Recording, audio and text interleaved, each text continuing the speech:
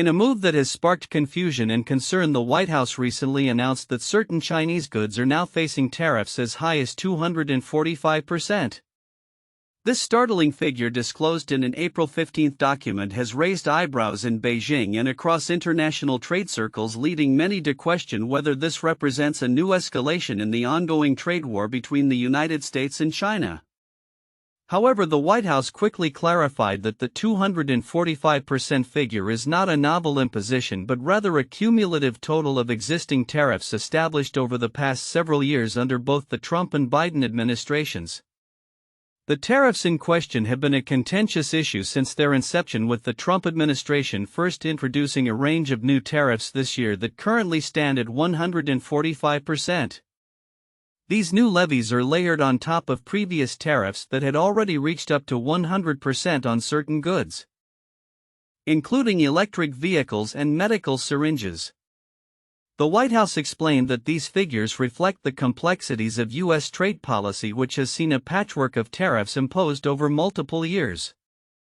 In response to the White House's announcement, Chinese Foreign Ministry spokesman Lin Jian remarked on April 16 that the onus is on U.S. officials to clarify how they arrived at the 245% figure. This sentiment underscores the growing tension between the two nations, as China has consistently called for a more respectful and constructive dialogue regarding trade relations. "You can take this number to the U.S. side for an answer," Lin stated, highlighting the lack of transparency in the U.S. tariff strategy. The implications of these high tariffs extend beyond mere numbers. They signal a significant shift in U.S. foreign policy. President Trump, while announcing the tariffs, stated, "The ball is in China's court. China needs to make a deal with us. We don't have to make a deal with them." This statement reflects an aggressive approach that emphasizes U.S. leverage in negotiations, but it also risks escalating tensions further. The economic impact of these tariffs is already becoming evident. Wall Street reacted negatively to news of tightened export controls on tech giant Nvidia's chip sales to China, with major indices experiencing sharp declines. The S&P 500 fell by 2.24%, while the Nasdaq Composite dropped by 3.05%, alongside a significant loss for Nvidia itself, which warned of a $5.5 billion hit due to the new restrictions.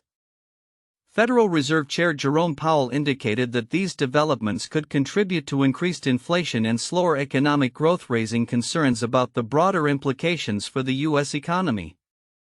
Moreover, as the trade war intensifies, California has become the first state to sue the Trump administration over its tariff plan, arguing that the state, as a leader in global trade, will disproportionately bear the costs of these sweeping levies.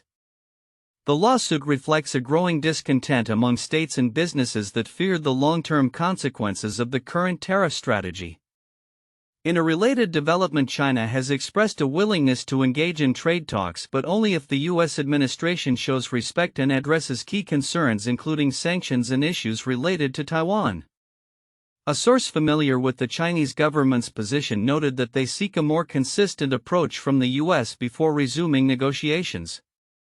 As both nations navigate this complex landscape, the question remains: how will the escalating tariffs and trade tensions impact the global economy? With significant uncertainties looming, the outcome of these negotiations could redefine economic relationships and trade practices for years to come. The coming weeks will be crucial as both sides attempt to recalibrate their strategies in a rapidly changing geopolitical environment. In a world where economic indicators often serve as a barometer for political tensions, China's recent announcement of a 5.4% GDP growth in the first quarter of 2025 stands in stark contrast to the looming shadows cast by escalating trade tensions with the United States. Analysts are cautioning that while this growth figure may appear promising on the surface, the impacts of newly imposed tariffs are likely to materialize soon, potentially undermining these gains.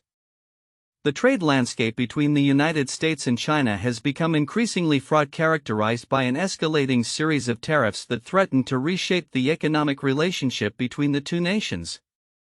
On April 16, 2025, U.S. Treasury Secretary Scott Bessent expressed cautious optimism regarding ongoing trade negotiations, noting that clarity on tariffs and significant trade deals could emerge in the next 90 days. However, the reality on the ground is more complex, as the U.S. has enforced tariffs on Chinese imports that now reach as high as 245% on certain products, intensifying the pressure on China's economy. This backdrop of economic uncertainty was underscored by recent developments in the tech sector, particularly the semiconductor industry, which has been identified as a critical battleground in the trade war.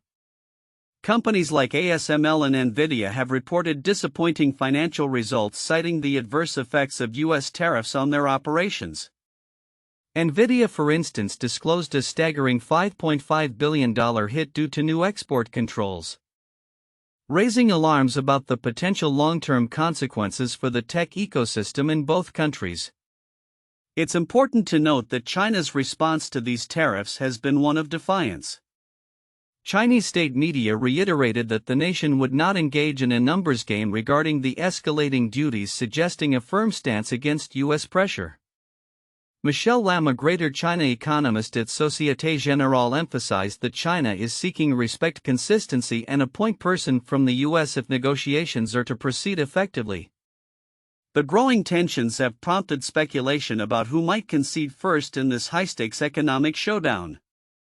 Analysts and investors are left grappling with questions about how these tariffs will reshape global supply chains, particularly in the technology sector, which has been a focal point of the decoupling narrative between the two largest economies in the world. As the situation evolves, with President Trump announcing a temporary pause on certain tariffs to facilitate negotiations, the financial markets are reacting with a blend of hope and skepticism. The potential for a resolution remains, but the timeline is uncertain and the implications for global markets are significant. Looking ahead, the interaction of economic indicators and trade policies between the U.S. and China will be critical in shaping the global economic landscape. The question remains, will a path to cooperative trade emerge, or will the tit-for-tat tariffs continue to escalate, reshaping industries and economies in their wake?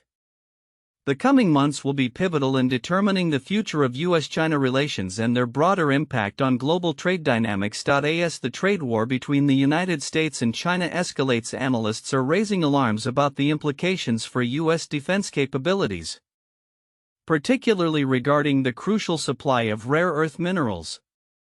The recent imposition of new export licensing restrictions by China on 7 essential rare earths, samarium, gadolinium, terbium, dysprosium, lutetium, scandium, and yttrium, poses a substantial threat to American arms manufacturers who rely heavily on these materials for advanced weaponry and defense systems.